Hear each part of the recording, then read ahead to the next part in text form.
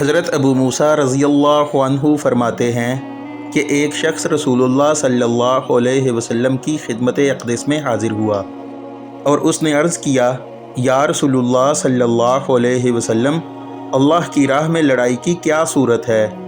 کیونکہ ہم میں سے کوئی غصہ کی وجہ سے اور کوئی غیرت کی وجہ سے جنگ کرتا ہے۔ تو آپ صلی اللہ علیہ وسلم نے اس کی طرف سر اٹھایا، اور سر اسی لیے اٹھایا کیونکہ پوچھنے والا شخص کھڑا ہوا تھا۔ پھر آپ صلی اللہ علیہ وسلم نے فرمایا، جو کوئی اللہ کے کلمے کو سر بلند کرنے کے لیے لڑے وہ اللہ کی راہ میں لڑتا ہے۔